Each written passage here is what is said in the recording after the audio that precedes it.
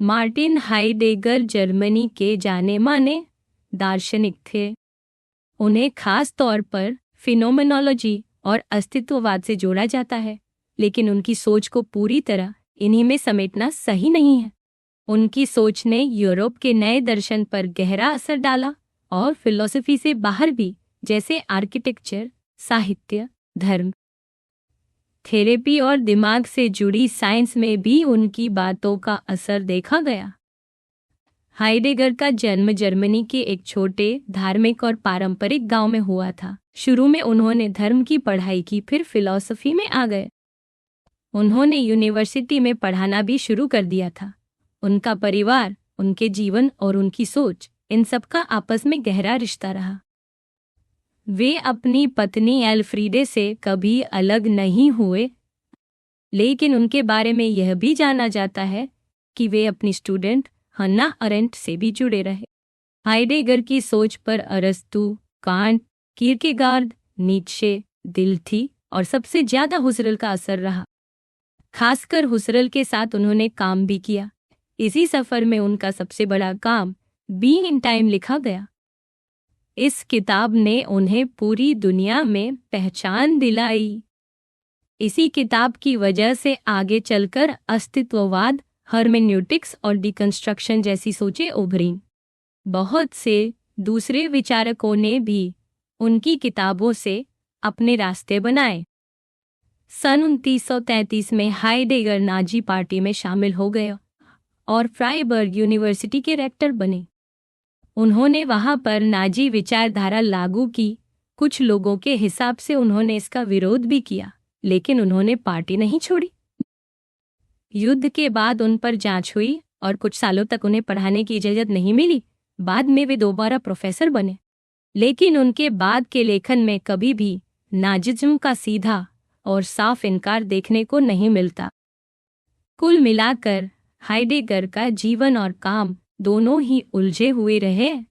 उन्होंने दर्शन और समाज दोनों पर अपनी छाप छोड़ी, लेकिन उनकी राजनीति और विचारधारा को लेकर आज भी बहस होती है। बीइंग एंड टाइम लिखने के बाद हाइडेगर की सोच में एक बड़ा बदलाव आया, जिसे द टर्न या मोड़ कहा जाता है। इस बदलाव का सही समय तय करना मुश्किल है, लेकिन माना जाता है कि यह बदलाव 1930 के आसपास शुरू हुआ और 1940 के दशक तक पक्का हो गया था। खुद हाइडेगर ने भी इस बदलाव को अपने सोच का मोड़ नहीं, बल्कि अस्तित्व, बीइंग का मोड़ बताया था। उनके हिसाब से यह सिर्फ उनकी सोच का बदलाव नहीं, बल्कि अस्तित्व के सवाल में ही एक नई दिशा है। इस बदलाव के बाद उनकी लिखी एक खास किताब कॉन्ट्रीब्यूशंस टू हाइडेगर की मृत्यु फ्राइबर्ग में हुई थी और उन्हें अपने गांव में दफनाया गया। अब बीइंग एंड टाइम की बात करें तो ये किताब बहुत गहरी और जटिल है। हाइडेगर की लिखावट भी शुरू में काफी कठिन लगती है, लेकिन अगर ध्यान से पढ़े तो समझ आता है कि वे आम भाषा से अलग नई भाषा बनाकर अपनी बात कहने की कोशिश कर रहे हैं। उनके शब्दों और वाक्यों में गहराई छुपी है, जिससे रोजमर्रा की बातचीत के भीतर छिपे मायनों को निकाला जा सके। किताब के कई हिस्से अधूरे हैं क्योंकि हाइडेगर इसे पूरा नहीं कर पाए। असल में बीइंग एंड टाइम 2 भागों में बंटी होनी थी, लेकिन सिर्फ पहले भाग के कुछ हिस्से ही सामने आए। हाइडेगर की शुरुआत में, उनके शुरुआती सालों में, वे हुसरल के काम से काफी प्रभावित थे, लेकिन बाद में उनसे अलग भी हो गए। शुरू में हुसरल का मानना था कि दर्शन शास्त्र को सिर्फ उसी चीज पर ध्यान देना चाहिए जो सीधे हमारे अनुभव में आती है, लेकिन हाइडेगर ने इसे एक तरह का सिद्धांत मानकर इसकी आलोचना की। उनके हिसाब से किसी भी चीज को अनुभव करना भी पहले से बने बनाए नियमों के तहत ही होता है। इसी वजह से हाइडेगर का मानना था कि फिनोमेनोलॉजी की शुरुआत इस सवाल से होनी चाहिए कि ऐसी सोचने की ताकत कैसे बनती है जिससे हम किसी चीज को जान पाते हैं। बीइंग एंड टाइम में हाइडेगर ने इन सब सवालों को जोड़कर दासाइन नाम से एक नई सोच रखी। दासाइन का मतलब है इंसान का होना, जो हमेशा समाज में और दुनिया के बीच होता है। हाइडेगर के हिसाब से इंसान सिर्फ सोचने वाला या जानने वाला नहीं, बल्कि जीने वाला, महसूस करने वाला और दुनिया से जुड़ा हुआ होता है। उन्होंने यह भी कहा कि दुनिया से हमारा रिश्ता सिर्फ जानने का नहीं, बल्कि उसका हिस्सा बनने का है, जिसे उन्होंने बीइंग इन द वर्ल्ड कहा। इस पूरी सोच के साथ हाइडेगर ने दर्शन में एक नई दिशा दी, जहां इंसान और उसका अस्तित्व, उसकी दुनिया से जुड़ी हालत और उसकी अपनी समझदारी सबसे बड़ी चीज बन जाती है। वही हाइडेगर का मेरे अनटाइम की सोच अरस्तु की किताबों से निकली है।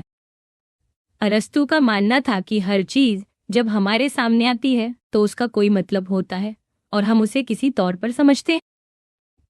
जैसे कोई जहाज देखने पर हम उसे चलाने लायक चीज मानते हैं। मतलब हर चीज का होना तभी मायने रखता है जब कोई इंसान उसे किसी तरीके से देखे और समझे। हाइडेगर मानते हैं कि अरस्तु सही थे, लेकिन उन्होंने इस बात की गहराई को पूरी तरह नहीं पकड़ा। हाइडेगर के हिसाब से किसी चीज को किसी रूप में समझना ये सिर्फ सामने होने या दिखाई देने से नहीं, बल्कि समय और हमारे जीवन से जुड़ी एक बड़ी गहराई से आता है। इसी को उन्होंने बीइंग इन द वर्ल्ड या दुनिया में होना कहा, यानी इंसान हमेशा अपने वक्त और हालात से जुड़ा होता है। अब हाइडेगर का सबसे बड़ा सवाल था, होने का मतलब क्या है? हम जब पूछते हैं कि कोई चीज है या नहीं, जैसे टेबल है या नहीं, भगवान है या नहीं, आत्मा है या नहीं, तो हम ये मान लेते हैं कि हमें पता है कि होना मतलब क्या है। लेकिन असल में हम में से बहुत कम लोग सोचते हैं कि होने का असली मतलब क्या है। इसी सवाल पर हाइडेगर ने पूरी बीइंग एंड टाइम किताब लिखी है। हाइडेगर ने समझाया कि होना और चीजों का होना दोनों में फर्क है। ज्यादातर लोग हर चीज को बस किसी चीज की तरह देखते हैं, लेकिन वो कभी नहीं सोचते कि वो चीज है कैसे, उसके होने की गहराई क्या है। हाइडेगर मानते हैं कि पश्चिमी सोच में यह फर्क भूल गए हैं, इसी वजह से असली होना का मतलब छूट गया है। इसीलिए हाइडेगर का मकसद था कि होने के असली मतलब की खोज की जाए, यानी ये समझा जाए कि कोई भी चीज आखिर में है कैसे। यही सवाल उनकी किताब का सबसे अहम हिस्सा है। इस पूरी सोच का मकसद था कि आम चीजों के पीछे छुपे होने के असली मायने को निकाला जाए और हर चीज के होने को सिर्फ सामान की तरह नहीं, बल्कि उसके असली अस्तित्व की नज़र से समझा जाए। हाइडेगर ने समझाया कि होना यानी अस्तित्व के बारे में सोचने के दो तरीके होते हैं। पहला तरीका सिर्फ चीजों के बारे में जानकारी देता है, जैसे टेबल, कुर्सी, पेड़ वगैरह है या नहीं है। ये तरीका बस चीजों की गिनती करता है, उसे ऑन्टिकल कहा जाता है। दूसरा तरीका है ऑन्टोलॉजिकल, जिसमें हम ये समझने की कोशिश करते हैं कि कोई भी चीज असल में है, उसकी गहराई क्या है। हाइडेगर कहते हैं कि आमतौर पर लोग और दार्शनिक सिर्फ पहली तरह की सोच में ही उलझे रहते हैं, इसलिए असली होना का सवाल भूल गए हैं। जब तक हम ये नहीं समझेंगे कि होना का असली मतलब क्या है, तब तक किसी भी चीज की असली समझ नहीं हो सकती। हर विज्ञान और सोच की जड़ यही है कि होना को समझा जाए। इसलिए हाइडेगर ने कहा कि हमें सबसे पहले फंडामेंटल ऑन्टोलॉजी यानी सबसे बुनियादी अस्तित्व को समझना चाहिए, तभी बाकी सब समझ आएगा। जब तक हम ये नहीं जानते कि असल में होना क्या है, तब तक बाकी किसी भी ज्ञान का कोई ठोस आधार नहीं बन सकता। इसको समझाने के लिए हाइडेगर दाजाइन शब्द लाते हैं। दाजाइन का मतलब है इंसान जिस तरह से अपने जीवन को जीता है, जिस तरह से वह दुनिया में है, उसी में असली अस्तित्व छुपा होता है। दाजाइन सिर्फ कोई इंसान या उसका शरीर नहीं है, बल्कि ये तरीका है जिससे इंसान अपनी जिंदगी को देखता, जीता और समझता। हाइडेगर मानते हैं कि इंसान बाकी सभी चीजों से अलग है, क्योंकि सिर्फ इंसान ही सोच सकता है कि होना क्या है। इंसान अकेला ऐसा है जो अपने आप से ये बड़ा सवाल पूछता है, जबकि बाकी कोई चीज अपने अस्तित्व के बारे में नहीं सोचती। इंसान ही ऐसा है जो अपने रोजमर्रा के काम में भी किसी न किसी रूप में होने को समझता है, भले ही वो इसे गहराई से न सोचे। इसी वजह से दाजाइन इंसान का असली तरीका है दुनिया में होने का, यानी वो तरीका जिसमें इंसान जीता, सोचता है और खुद से ये पूछता है कि मैं हूँ, मैं क्या हूँ और मेरे होने का क्या मतलब है। बस हाइडेगर की पूरी सोच का मकसद यही है, इंसान के इसी खास होने के तरीके को समझना और उसके जरिए असली अस्तित्व का सवाल उठाना। इसका मतलब ये है कि इंसान का खास होना इसी में है कि उसके लिए उसका खुद का होना सबसे बड़ा सवाल है। पेड़, पत्थर या जानवर बस होते हैं, वे अपने बारे में नहीं सोचते, लेकिन इंसान हर पल अपने होने को लेकर फैसले करता है, चाहे वह सोच समझकर करे या बिना सोचे रास्ता चुनता ही। इसी में उसकी आज़ादी छुपी है। इंसान अपनी जिंदगी जीता है, सिर्फ चलती फिरती मशीन बनकर नहीं रहता। हाइडेगर की बात का एक और पहलू ये है कि इंसान की असली पहचान उसकी ओपननेस में है, यानी वो हमेशा नए अनुभव और नई समझ के लिए खुला रहता है। ये ओपननेस मतलब सिर्फ वहाँ होना नहीं, बल्कि इस दुनिया में होकर चीज़ों को अलग अलग नज़रिए से देखना, समझना और महसूस करना। इंसान का होना ऐसा है कि वह हर वक्त कुछ न कुछ को समझने, जानने या जीने की कोशिश में लगा रहता है। ये उसकी ज़रूरत या मजबूरी नहीं, उसकी फितरत है। इसी ओपननेस और फैसले लेने की ताकत के कारण इंसान अपनी पहचान बना सकता है, खुद को और दुनिया को जान सकता है। यही वजह है कि हाइडेगर कहते हैं, इंसान का असली होना यही दाजाइन है जिसमें वह खुद भी अलग दिखता है और बाकी दुनिया को भी नए तरीके से देखता है। तो हाइडेगर का कहना है कि इंसान हमेशा दो तरह से स्टैंड आउट करता है। एक, वो अपने ऊपर और अपनी हालत पर सोच सकता है, खुद को देख सकता है। दूसरा, वो हमेशा चीज़ों को नए नज़रिए से देखने के लिए खुला रहता है। यही दोनों बातें इंसान को बाकी सब चीज़ों से अलग बनाती हैं। ये दोनों बातें, जैसा कि हमने देखा, इंसान की असली पहचान यही है कि वो अपनी रोज़मर्रा की ज़िंदगी में जो भी करता है, उसके पीछे एक छुपा हुआ मतलब होता है। इंसान के सोचने, समझने और जीने के ढंग में ही होने का मतलब छुपा होता है, लेकिन ज़्यादातर लोगों को इसका एहसास नहीं होता। हाइडेगर मानते हैं कि अगर हम इंसान की रोज़मर्रा की ज़िंदगी का गहराई से अध्ययन करें, तो हमें होने का असली मतलब पता चल सकता है। हाइडेगर कहते हैं कि जब भी हम किसी भी चीज़ के होने के बारे में बात करते हैं, तो उसकी बुनियाद इंसान की उसी छुपी समझ में होती है। इसलिए सबसे ज़रूरी काम यही है कि हम इंसान के जीने के तरीकों का सही से विश्लेषण करें, क्योंकि यहीं से हमें बाकी सब चीज़ों के होने का मतलब समझ में आएगा। लेकिन ये सब कोई ऐसा अध्ययन नहीं है जिसमें इंसान को सबसे ऊपर या बाकी चीज़ों से अलग दिखाने की कोशिश की जाए। हाइडेगर बस ये दिखाना चाहते हैं कि इंसान के जरिए ही हम दुनिया और उसमें मौजूद चीज़ों को समझ सकते हैं। ये किसी घमंड या अलगाव का मामला नहीं है। अब सवाल आता है कि हम इंसान के होने को कैसे समझें। इसके लिए हाइडेगर एक तरीका अपनाते हैं जिसे वे फेनोमेनोलॉजी कहते हैं। यहाँ फेनोमेनोलॉजी का मतलब बस चीज़ों को जैसा दिखता है वैसा मान लेना नहीं है, बल्कि इसमें हमारी साधारण समझ और अनुभव से आगे जाकर उसके पीछे छुपी बुनियादी बातें जानने की कोशिश की जाती है। यानी जो चीज़ें हमारी सोच को गहराई से प्रभावित करती हैं। हाइडेगर के हिसाब से ये खोज हमेशा एक तरह का मतलब निकालने का काम है। ये खोज हमेशा खुली रहती है, कभी पूरी तरह खत्म नहीं होती, बल्कि हर बार पहले से बेहतर या नए तरीके से समझने का मौका देती।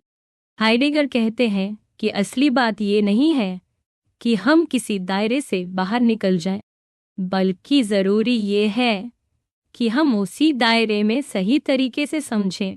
अपने पहले से बने विचारों को छोड़कर चीज़ों को जैसा वो हैं वैसे ही जानने की कोशिश करें। इसी में सबसे गहरी समझ मिलती है।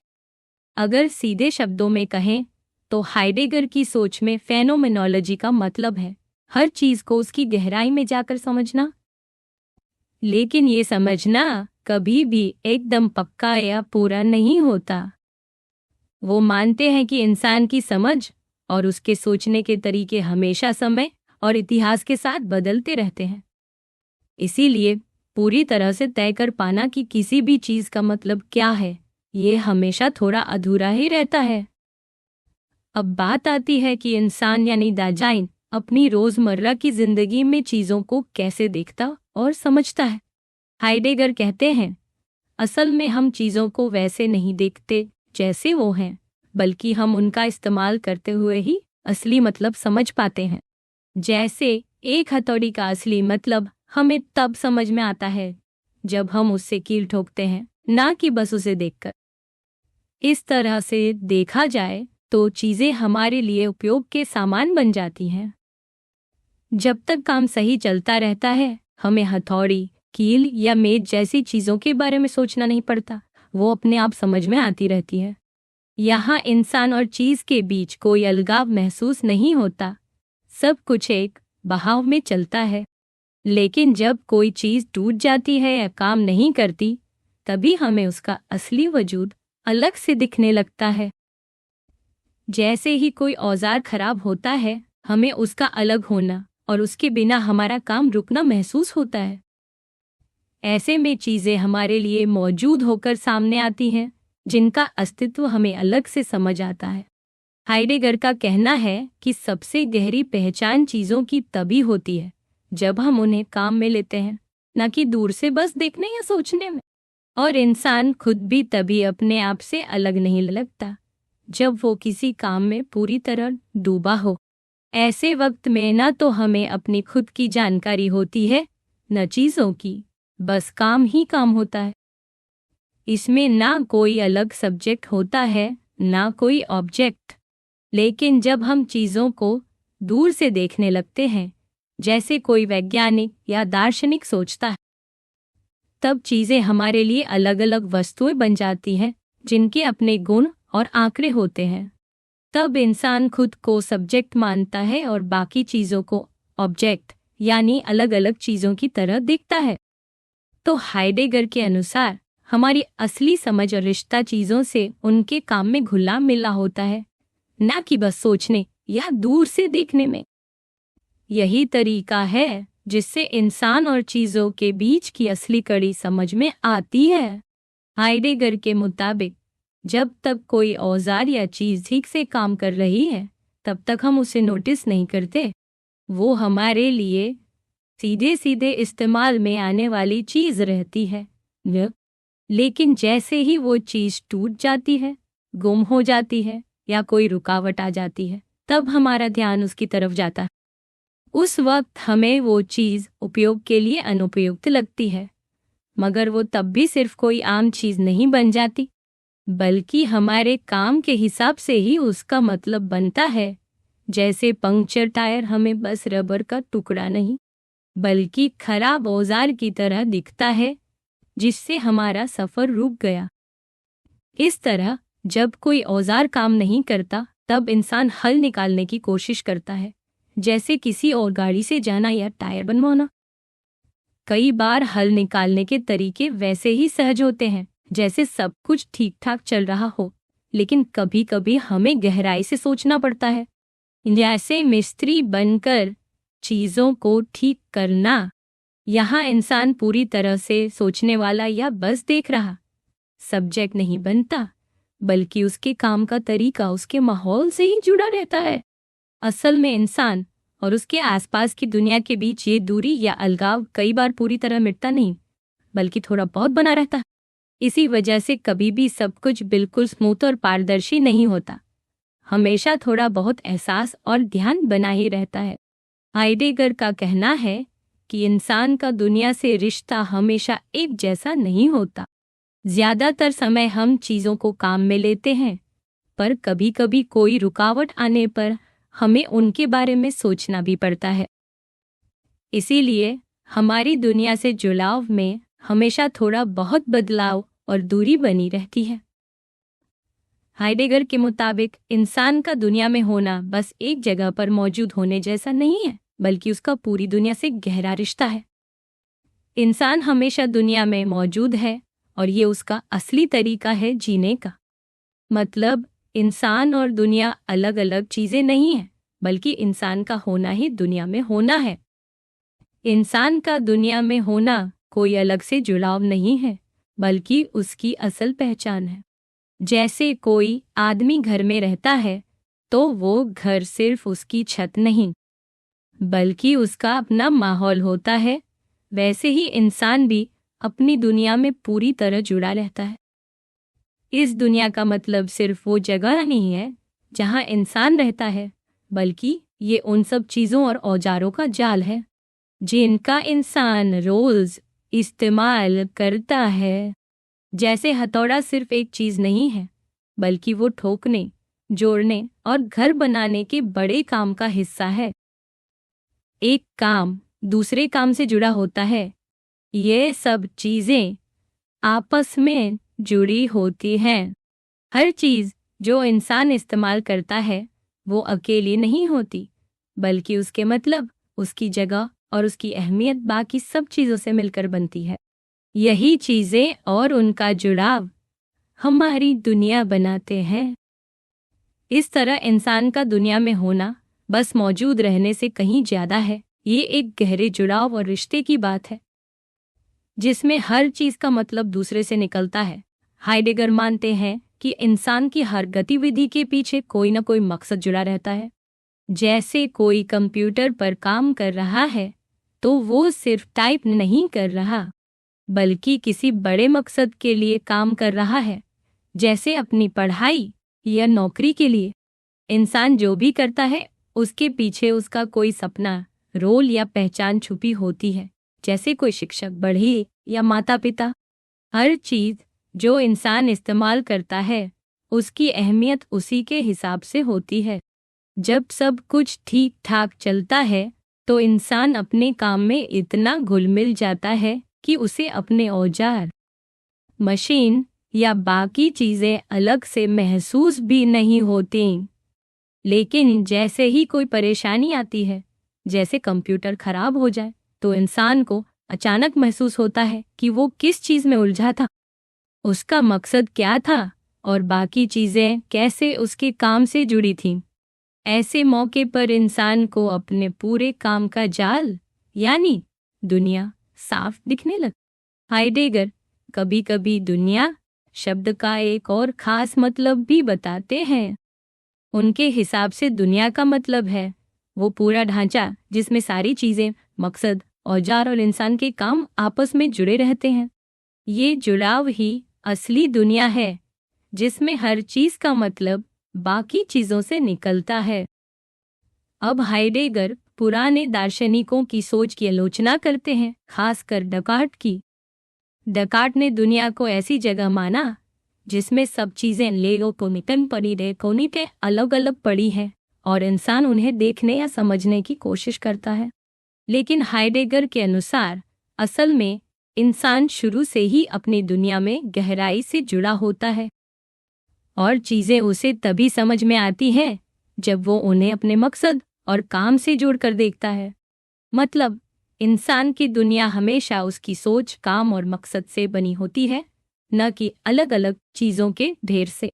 ईडी के हिसाब से जब हम कुछ सुनते हैं तो सबसे पहले हमें सिर्फ आवाज़ या शोर नहीं सुनाई देता, बल्कि हम सीधा समझ लेते हैं कि कोई बैलगाड़ी चरमरा कर जा रही है या मोटरसाइकिल चल रही है या लकड़ी चल रही।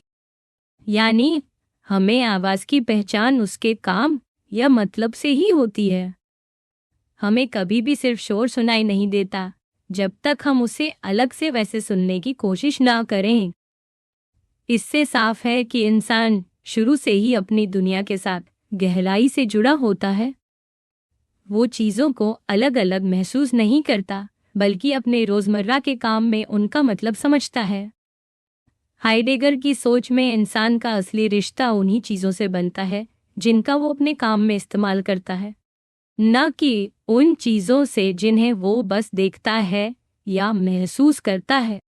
डेकार्ट ने जो कहा कि पहले हम चीज़ों को उनके रंग, रूप या आकार के हिसाब से पहचानते हैं और बाद में उनके मतलब या काम जोड़ते हैं। हाइडेगर उसे बिल्कुल उल्टा मानते हैं। उनका कहना है कि असली पहचान तो चीज के काम और हमारे उससे जुड़ाव से ही बनती है, न कि सिर्फ उसके दिखने से। हाइडेगर मानते हैं कि जब इंसान कोई चीज इस्तेमाल करता है तो उसके बारे में उसकी समझ जानना कैसे वाली होती है, न कि जानना क्या वाली। यानी वो जानता है कि चीज का सही इस्तेमाल कैसे करना है, न कि सिर्फ ये कि उसका रंग क्या है या आकार कैसा है। इस वजह से चीजों की अहमियत, उनकी पहचान और उनका मतलब इंसान के अपने काम और उसके माहौल से तय होता है। अब हाइडेगर स्पेस यानी जगह या स्थान की बात करते हैं। उनके हिसाब से इंसान की दुनिया में उसका होना बस किसी एक जगह पर मौजूद होना नहीं है, जैसे कोई पत्थर या मेज किसी कोने में रखी हो। असल में इंसान जिस भी माहौल में होता है वो अपने आसपास की चीजों को उनके मतलब के हिसाब से अपने पास लाता है, यानी उनके साथ एक रिश्ता बनाता है। इंसान का स्पेस बस नक्शे पर कोई बिंदु नहीं होता, बल्कि उसका मतलब होता है चीजों से जुड़ाव, उनका अपने काम के लिए पास या दूर होना।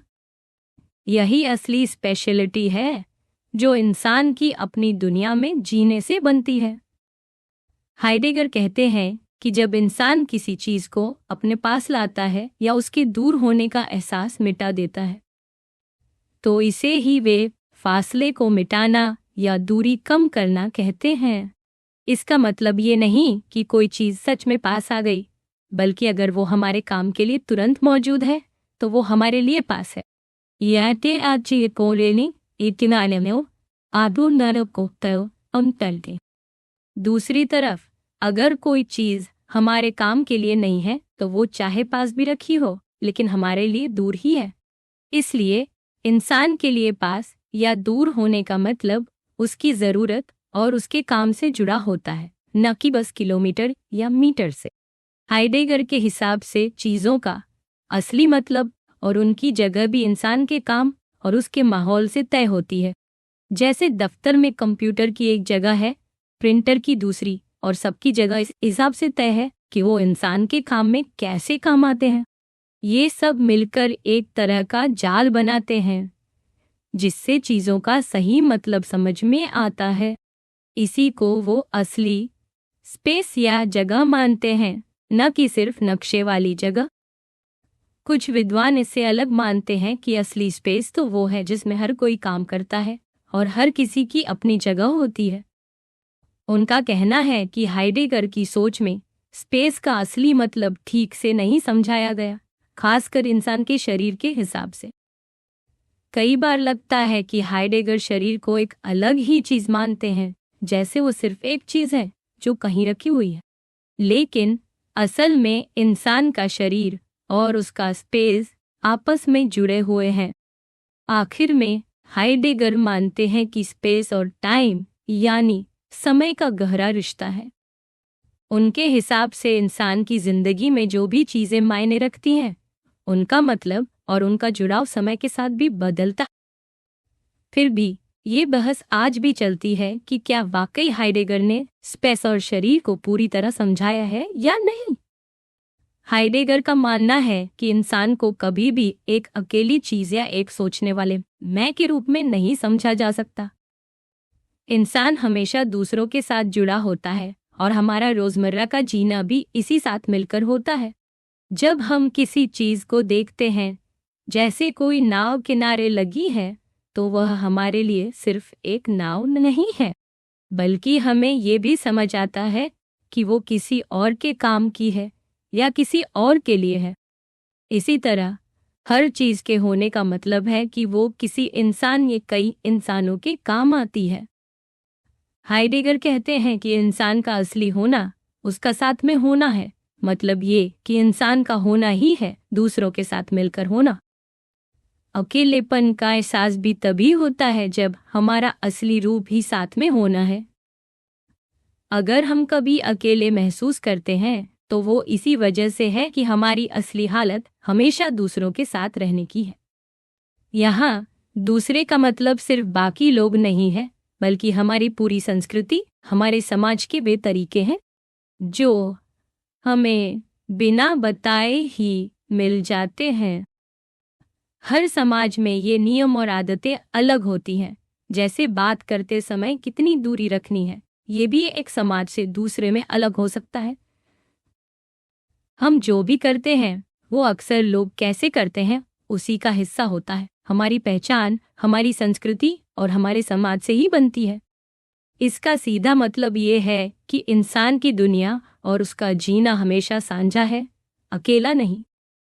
हमारी रोजमर्रा की जिंदगी में हम जो भी करते हैं उसमें समाज के नियम और संस्कृति की छाप होती है।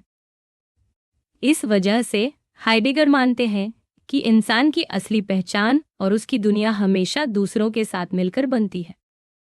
कई लोगों का मानना है कि हाइडेगर ने इंसान के साथ मिलकर जीने के असली रूप को ठीक से नहीं समझा या बताया। उनका कहना है कि इंसान का सबसे गहरा रिश्ता सीधा सीधा दूसरों से मिलकर बात करके या साथ रहकर बनता है, न कि सिर्फ चीजों या औजारों के जरिए। हाइडेगर अक्सर बताते हैं कि हम दूसरों को तभी समझते हैं जब वे हमारे काम या मकसद से जुड़े हों, लेकिन ये सोच अधूरी है। असल में कई बार हम बचपन से ही दूसरों से चीजें सीखते हैं, जैसे औजारों का इस्तेमाल भी। इस वजह से कई आलोचक मानते हैं कि हाइडेगर का साथ में होने का जो आइडिया है वो पूरा नहीं है। अब हाइडेगर इंसान के जीने को 3 चीजों से जोड़कर समझाते हैं। फेंक दिया जाना मतलब हमें अपनी मर्जी से नहीं, बस अचानक इस दुनिया में डाला गया है। आगे की तरफ बढ़ना हम अपने लिए रास्ता खुद चुनते हैं। और दुनिया में उलझ जाना मतलब हम रोज की चीजों, खबरों या सोच में खो जाते हैं।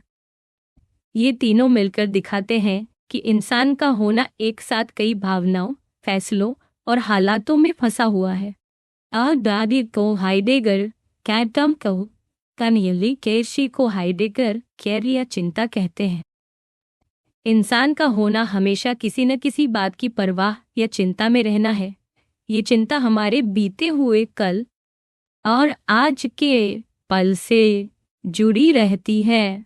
हाइडेगर कहते हैं कि हर इंसान अपने आप को अचानक किसी दुनिया में फेंका हुआ पाता है, यानी अपनी मर्जी से नहीं आया, लेकिन फिर भी उसे इसी दुनिया में जीना और समझना है। हमारी भावनाएं और मूड बताते हैं कि हमें दुनिया कैसी दिखती है। जैसे उदासी में सब सूना और बेरंग लगता है, खुशी में सब अच्छा लगता है।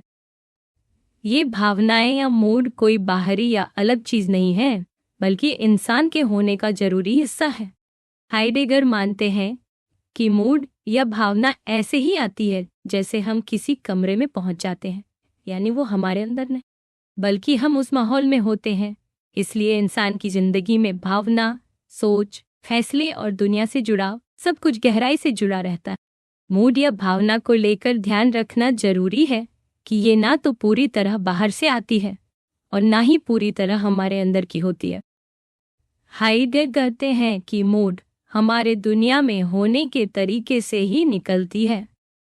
इसका मतलब है कि हमारी भावनाएं भी उसी माहौल और संस्कृति से जुड़ी होती हैं जिसमें हम जीते हैं। हर इंसान को अपनी हालत में जिसमें वो फेंका गया है वहाँ कई अलग अलग रास्ते दिखाई देते हैं, जिनमें से कोई एक चुना जा सकता है। जब हम एक रास्ता चुनते हैं तो बाकी रास्ते अपने आप छूट जाते हैं, यानी इंसान के होने में तय हो जाना और आज़ादी दोनों का मेल है। इंसान जिन रास्तों या मकसदों को चुन सकता है वो भी समाज और उसके माहौल से जुड़े होते हैं।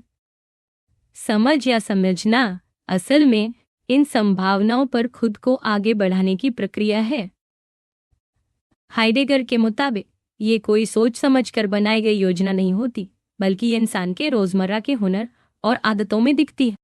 इंसान की हर समझ उसकी पुरानी समझ से जुड़ी होती है और इसको ही हाइडेगर हर्मेन्यूटिक सर्कल कहते हैं, यानी इंसान हमेशा अपनी पिछली समझ के आधार पर ही चीजों को नए ढंग से समझता है। इंसान का होना इन 3 हिस्सों से मिलकर बनता है। फेंक दिया जाना यानी हालात में खुद को अचानक पाना, आगे बढ़ना या प्रोजेक्शन यानी नए रास्ते चुनना, और गिरना या फॉलननेस यानी अपने आप में कमजोर पड़ जाना या दुनिया में गुम हो जाना। फॉलननेस का मतलब है कि इंसान अपनी असली पहचान को छोड़कर दुनिया में घुल जाता है। ये रोजमर्रा की बेमतलब बातें, नई चीजें जानने की लालसा या बिना सोचे समझे भीड़ का हिस्सा बनने में दिखती है। ऐसे में इंसान अपने आप को भूलकर बस औरों की तरह सोचता, करता और महसूस करता है। जैसे सब अखबार पढ़ रहे हैं तो मैं भी पढ़ रहा हूँ। सबको जो अच्छा लगे वही मुझे भी अच्छा लगे। सब जैसी राय दें वैसी ही मेरी भी हो। ये जो वे लोग होते हैं वही तय करते हैं कि आमतौर पर क्या सही है और क्या नहीं। इस तरह इंसान अपने असलीपन को खोकर भीड़ में मिल जाता है और अपनी अलग सोच या पहचान गुम कर देता है। हाइडेगर के विचारों में इंसान के दो तरह के रूप होते हैं, असली और नकली। असली मतलब मेरा खुद का, यानी मैं जैसा हूँ अपनी मर्जी और समझ से जी रहा हूँ। नकली मतलब वो जो भीड़ में घुल गया है, अपने हिसाब से नहीं बल्कि दुनिया के कहे मुताबिक चल रहा है। असलीपन यानी ऑथेंटिसिटी तब आती है जब इंसान अपनी जिंदगी को खुद अपनाता है, और नकलीपन तब होता है जब वो भीड़ में खो जाता है। यह नकलीपन भी इंसान के होने का हिस्सा है, कोई अलग चीज नहीं। इसलिए अगर हम अपने असली रूप से दूर हो जाते हैं तो उसकी जिम्मेदारी भी हमारी ही होती है। हाइडेगर ये नहीं कहते कि असली बनना मतलब सबसे अलग हो जाना या अकेले रहना है। असली इंसान वही है जो औरों के बीच रहते हुए भी अपनी सोच, अपना रास्ता अपनाता है, भीड़ में खोता नहीं है। आगे हाइडेगर मौत के बारे में बात करते हैं। इंसान का होना हमेशा अधूरा है क्योंकि हर समय उसके सामने बहुत सारी संभावनाएं होती हैं और कोई भी इंसान तब तक पूरा नहीं होता, ये भी जब तक उसकी मौत नहीं हो जाती। लेकिन असली परेशानी ये है कि अपनी मौत को कोई भी खुद अनुभव नहीं कर सकता क्योंकि मरने के बाद इंसान होता ही नहीं। हम दूसरों की मौत जरूर देख सकते हैं, उन्हें मिस करते हैं, दुख मनाते हैं, लेकिन असली मायने में हम उनकी मौत को नहीं जी सकते। हम बस उनके बिना रहना महसूस करते हैं। हाइडेगर के मुताबिक इंसान अपनी मौत को सामने रखकर जी सकता है, यानी उसे पता होता है कि उसकी मौत एक दिन तय है और ये उसके लिए हमेशा एक संभावना बनी रहती है। ये वही संभावना है जो कभी पूरी नहीं हो सकती क्योंकि मरते ही इंसान खत्म हो जाता है। इसी वजह से मौत को समझना अपने पूरे वजूद को समझने जैसा है। जब इंसान अपनी मौत को हमेशा मौजूद एक संभावना मानकर देखता है तो यही सोच उसे अपनी असली पहचान समझने का रास्ता देती है। असली बात यह है कि मौत हर किसी की अपनी होती है, यानी मेरा मरना सिर्फ मेरा है, उसमें कोई और मेरे साथ नहीं जा सकता। मौत का यही अकेलापन हमें हमारी सच्ची पहचान दिखाता है। जब मैं सच में समझ जाता हूँ कि मेरी मौत तय है तो मुझे अपने होने का पूरा मतलब समझ आता है। इससे ये भी साफ हो जाता है कि इंसान आखिरकार सीमित है, उसका होना एक दिन जरूर खत्म हो जाएगा। हाइडेगर बताते हैं कि इंसान की अपनी मौत की संभावना के साथ उसका रिश्ता बहुत खास है। ये सोच इंसान को इस बात का एहसास कराती है कि उसका जीना उसका अपना है और उसे अपने तरीके से जीना चाहिए। इसी सोच को वे पूर्वानुमान यानी एंटिसिपेशन कहते हैं, जिसमें इंसान अपनी मौत को एक संभावना के रूप में हमेशा सामने रखता है। असलीपन की हालत में इंसान खुद के लिए जीना सीखता है, न कि भीड़ के लिए। मौत को समझने से इंसान में एक अलग तरह की बेचैनी या चिंता पैदा होती है। ये चिंता किसी खास चीज को लेकर नहीं होती बल्कि पूरे वजूद को लेकर होती है। जब इंसान में ऐसी चिंता आती है तो उसे दुनिया अजनबी लगने लगती है, जैसे सब कुछ भी मतलब है। उसे एहसास होता है कि वो दुनिया में है ही नहीं बल्कि उसकी गैर मौजूदगी भी मुमकिन है। इसी चिंता में इंसान अपने वजूद के सच को देख पाता है और असली खुद को समझ पाता है। हाइडेगर के अनुसार इस तरह की चिंता इंसान को दुनिया से अलग कर देती है और उसे उसके होने के सच के सामने खड़ा कर देती है। यहाँ तक पहुंचकर इंसान अपने जीवन की असली जिम्मेदारी समझ सकता है और अपने लिए सच में जी सकता है। लेकिन हर इंसान हमेशा इस सच्चाई को नहीं अपनाता। बहुत बार लोग मौत के बारे में सोचने से बचते हैं या उसे नज़रअंदाज कर देते हैं। यही इंसान का नकलीपन है, जब वो अपनी मौत की सच्चाई से मुंह मोड़ लेता है। यह नकली तरीका क्या होता है, इसकी चर्चा अगले हिस्से में आती है। रोजमर्रा की जिंदगी में जब इंसान अपनी मौत के बारे में सोचता है तो अक्सर वो इस सच्चाई से बचता है कि मौत उसकी अपनी है। आमतौर पर लोग कहते हैं हर कोई मरता है, पर इस तरह सोचने से हम अपने मरने की असलियत को नज़रअंदाज कर देते हैं। जब हम सबकी मौत को बस एक आम बात मान लेते हैं तो असल में हम अपनी खुद की मौत के डर से भाग रहे होते हैं। ऐसा लगता है कि मौत सबकी है, लेकिन मेरी नहीं। असल में लोग अपनी मौत के सच से ऐसे बचते हैं कि वो सोचते हैं अभी तो बहुत वक्त है, अभी तो और लोग मरेंगे, मेरी बारी बाद में आएगी। इस तरह की सोच में इंसान अपनी पहचान को भीड़ में खो देता है और अपने वजूद के असली सवाल से दूर भागता है। यहाँ पर डर और चिंता में फ़र्क समझना जरूरी है। डर हमें किसी खास चीज़ या हादसे से होता है, जैसे किसी बीमारी या हादसे से मरने का डर। लेकिन चिंता एक अलग तरह की फीलिंग है। इसमें हमें अपने पूरे वजूद और उसके खत्म हो जाने का एहसास होता है। जब हम अपनी मौत का इंतजार करते हैं तो वो सिर्फ एक आम उम्मीद होती है, जैसे किसी घटना का इंतजार करना। लेकिन जब हम मौत का एहसास पूरी तरह से अपना लेते हैं, तब हम उसे सचमुच अपनी जिंदगी का हिस्सा मान लेते हैं। हाइडेगर बताते हैं कि इंसान सीमित है, उसकी जिंदगी का अंत जरूर है। इसी वजह से इंसान हमेशा चीजों को समझने की कोशिश करता है, फैसले लेता है और अपने वजूद को तरह तरह से जीता है। अगर हम हमेशा जिंदा रहते तो शायद हमें किसी बात की परवाह ही न होती। लेकिन क्योंकि हम जानते हैं कि हमारा अंत निश्चित है, इसलिए हम अपनी जिंदगी को अलग अलग अर्थ और दिशा देते हैं। कुछ लोगों ने हाइडेगर की इस सोच की आलोचना भी की है। उनका कहना है कि मौत को इंसान की संभावना कहना सही नहीं, क्योंकि मौत के बाद तो हमारे पास कोई और मौका ही नहीं बचता। मौत हमारे सारे रास्तों का अंत है, इसलिए इसे हमारी संभावना कहना थोड़ा अजीब है। पर हाइडेगर का कहना है कि मौत को हमेशा अपने सामने रखकर ही इंसान असल में जीना सीखता है और अपनी असल पहचान को समझता है। अगर सार्त्र सही है तो हाइडेगर के विचारों में एक बड़ी कमी रह जाती है, क्योंकि तब हम इंसान की पूरी समझ तक नहीं पहुंच सकते। कुछ लोगों ने हाइडेगर के मौत पर किए गए विचारों की आलोचना की है, जबकि कुछ ने उसका समर्थन भी किया है। कुछ सोचकों ने हाइडेगर और फ्राइड की सोच को भी जोड़कर देखा है, हालांकि खुद हाइडेगर फ्राइड के सिद्धांतों से ज्यादा सहमत नहीं थे। अब हाइडेगर अपनी किताब के सबसे मुश्किल हिस्सों में से एक की ओर बढ़ते हैं, जहां वो कहते हैं कि समय ही इंसान के होने का असली मतलब है। यहाँ वह अग्रिम निश्चय यानी कि जीवन के असली मकसद को पहचानने और उस पर टिके रहने की बात करते हैं।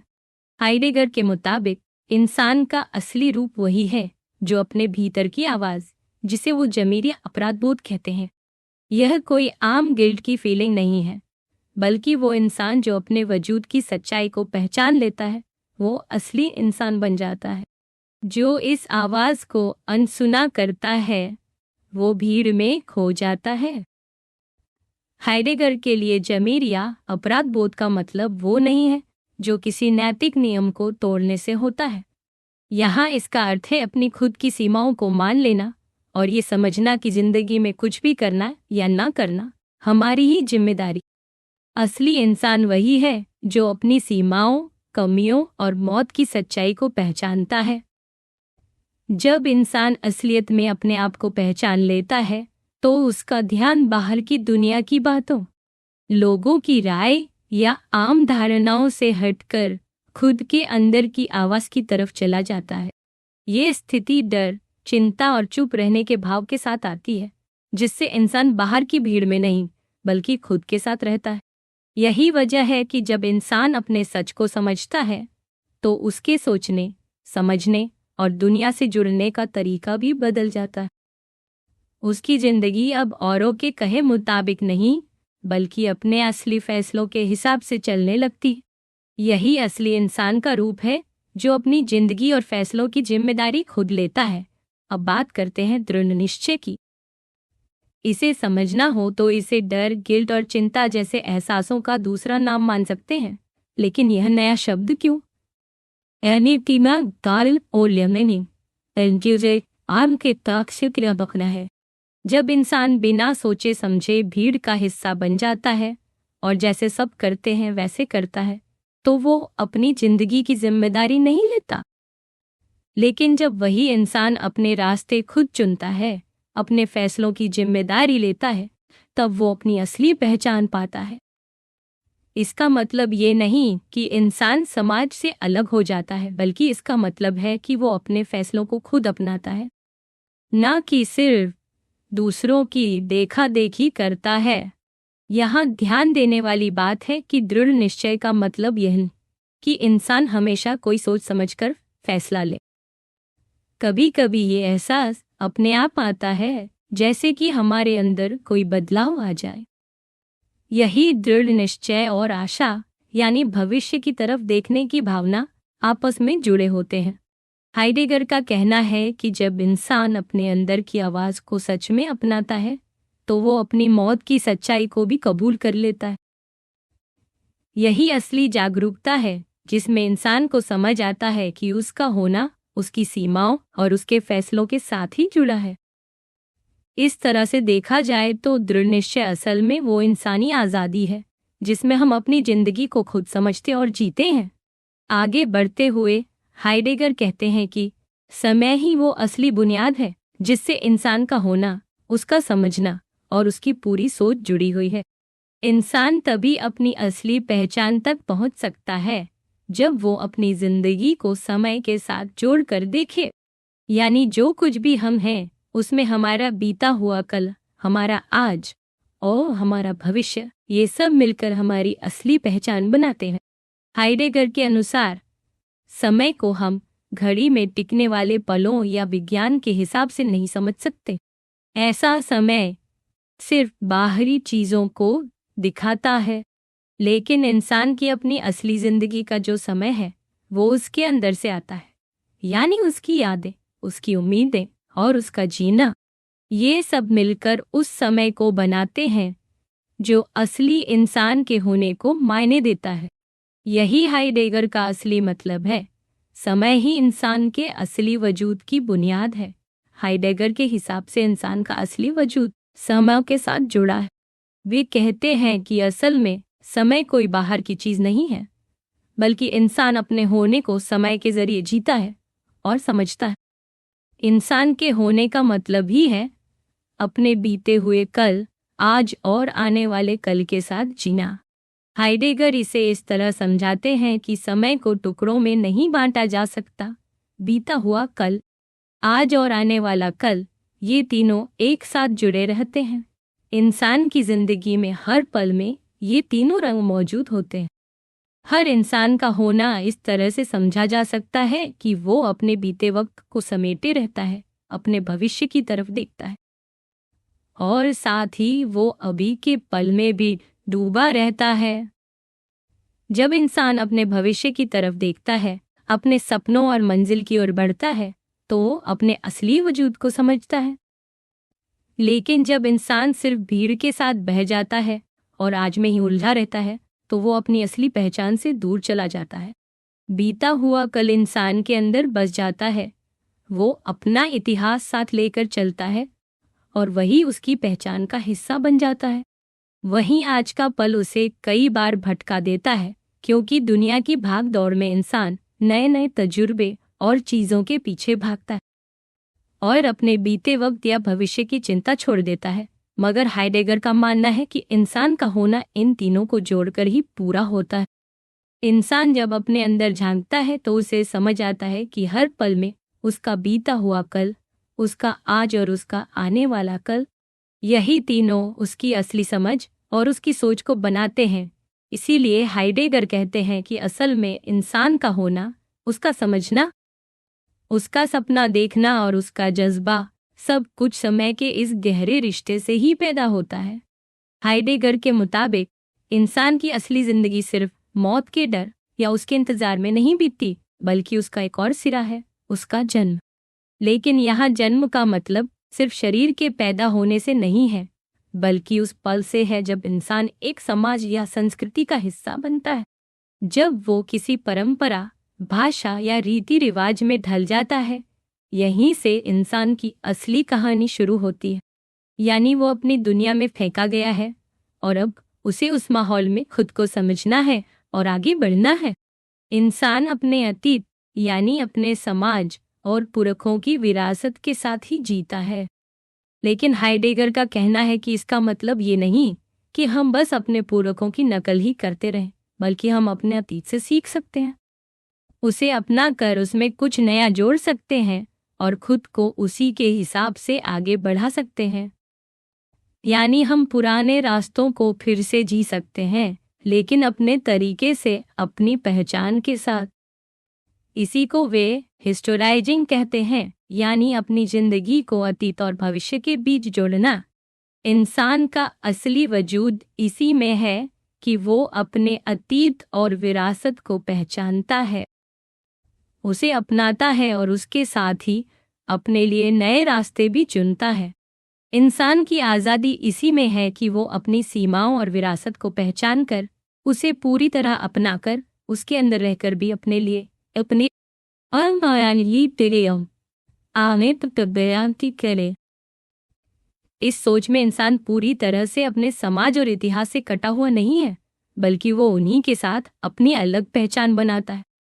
यही असली आज़ादी है, अपने अतीत को अपनाना, मगर उसके बोझ तले दबना नहीं, बल्कि उसे अपना बनाकर खुद को आगे बढ़ाना।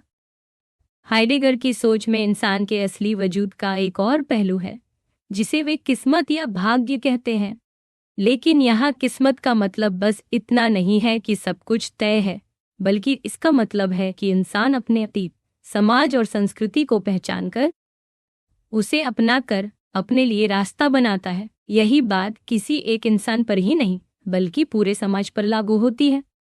एक समाज भी मिलकर अपनी साझा किस्मत बनाता है और यही उसकी असली पहचान होती है। जब भी हम हाइडेगर की किताब में विरासत, किस्मत और भाग्य जैसे शब्दों को देखते हैं, तो कई बार लगता है कि इनका मतलब किसी एक देश, संस्कृति या जाति को ऊंचा दिखाना है या किसी और को छोटा समझना है। लेकिन अगर ध्यान से देखें तो हाइडेगर बस इतना कहते हैं कि इंसान और समाज को अपनी असली पहचान, अपनी जड़ों और संस्कृति के साथ जोड़कर ही आगे बढ़ना चाहिए। ये जरूरी नहीं कि इसका मतलब दूसरों से नफरत या दूरी बनाना हो, बल्कि वो कहते हैं कि जब इंसान अपनी असली पहचान को समझ लेता है, तभी वो अपनी जिंदगी में सच्चे बदलाव ला सकता है और दूसरे समाजों से भी कुछ नया सीख सकता है। हाइडेगर के विचारों में ऐसा भी नहीं है कि हर चीज बस इंसान के सोचने या समझने पर ही निर्भर है, या फिर सब कुछ इतना रिलेटिव है कि सच्चाई जैसी कोई चीज होती ही नहीं। उनकी सोच में दुनिया, समाज और हमारी समझ सब आपस में जुड़े हैं। एक तरफ तो हमें चीजें अपने समाज और संस्कार के हिसाब से ही समझ में आती हैं, लेकिन दूसरी तरफ कुछ ऐसी बातें या प्राकृतिक सच्चाइयां भी होती हैं जो हर समाज या हर इंसान के लिए बराबर होती हैं। जैसे लकड़ी से कुछ बन सकता है, पत्थर से कुछ और, पानी या हवा से कुछ और। यह बातें हमारी सोच या संस्कृति से नहीं बदलती। इस तरह हाइडेगर की सोच इंसान को उसकी असली पहचान, उसके समाज, उसके इतिहास और प्रकृति से जोड़ती है।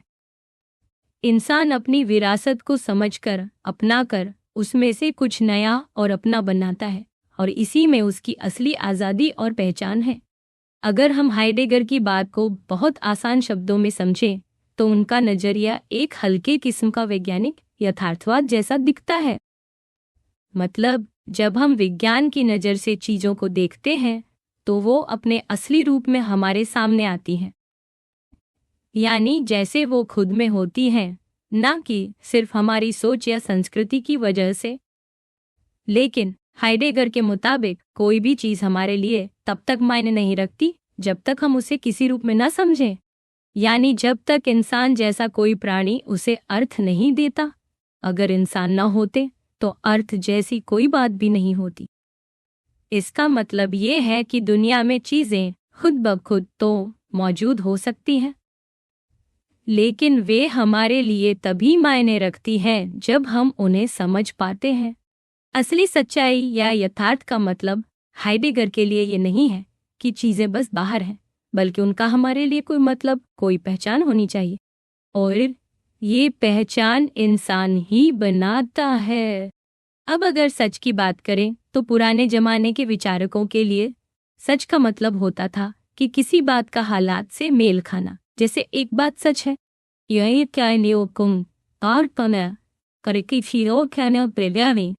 लेकिन हाइडेगर कहते हैं कि सच का ये मतलब तब सामने आता है जब पहले से ही हमारे पास एक तरीका हो चीजों को समझने का, यानी हमारे पास एक दुनिया, एक सोच हो। असली सच उनके हिसाब से उस खुलने में छुपा है जब चीजें हमारे लिए किसी तरह से खुलती हैं या सामने आती हैं। इसी को हाइडेगर अनकंसीलिंग यानी चीजों का अपने आप खुल जाना या उजागर होना कहते हैं। सीधे सीधे कहें तो बिना इंसान के न तो सच होता, न समझ, न ही कोई अर्थ। और सच का मतलब सिर्फ बातों का हालात से मेल खाना नहीं है, बल्कि उसका असली रूप है हमारे लिए दुनिया का किसी तरीके से खुलना नजर। जब हम कोई औजार चलाते हैं या किसी चीज को इस्तेमाल करते हैं तो उस काम में भी सच का एक अलग रूप है, क्योंकि वहाँ चीजों का मतलब हमारे व्यवहार में खुलकर सामने आता है। इस तरह हाइडेगर के लिए सच कई तरह से सामने आता है, कभी साफ साफ बातें और तथ्यों में, तो कभी हमारे काम काज और रोजमर्रा की जिंदगी में जहाँ चीजें अपने आप खुलती जाती हैं, और ये सब इंसान की वजह से ही मुमकिन है। यहाँ हाइडेगर की सोच को लेकर एक बहस सामने आती है। कुछ लोगों का कहना कि हाइडेगर का जो विचार है उसमें इंसान का मतलब सिर्फ एक ऐसे प्राणी से है जो चीजों को इस्तेमाल करना जानता है, यानी उसकी सारी समझ बस उसके काम करने में ही है। इसे प्रैग्मैटिस्ट कहते हैं। लेकिन हाइडेगर की आलोचना करने वाले लोग कहते हैं कि ये सही नहीं है, क्योंकि हाइडेगर के लिए असली सच यानी ओरिजिनल ट्रूथ इंसान के काम करने से भी पहले आती है। मतलब कोई भी औजार या चीज सही या गलत तरीके से तभी इस्तेमाल हो सकती है जब उसके पीछे पहले से कोई मायने, कोई व्यवस्था या कोई फील्ड बनी हो। इसी को हाइडेगर ओरिजिनल ट्रूथ कहते हैं। सीधी बात में सिर्फ काम करने या औजार चलाने में ही सच नहीं छुपा, उससे पहले भी एक ओरिजिनल सच होता है जो हमारे लिए चीजों को मतलब देता है। ये ओरिजिनल सच हमारी पूरी सोच, हमारा माहौल और इतिहास मिलकर बनाते हैं। अब सवाल उठता है, क्या ये ओरिजिनल ट्रूथ सच का कोई असली रूप है भी या नहीं? क्योंकि आमतौर पर सच का मतलब होता है जो बात कही जा रही है वो असलियत से मिलती है या नहीं। जैसे अगर मैंने कुछ कहा और हकीकत में भी वही है तो वो सच है। लेकिन जब हम ओरिजिनल ट्रूथ की बात करते हैं तो यहाँ सच का मतलब है चीजों का हमारे लिए खुलना, हमारे लिए मायने बनना। इस पर भी कुछ लोग सवाल उठाते हैं कि क्या ये सही मायने में सच है या बस हमारी समझ का हिस्सा है।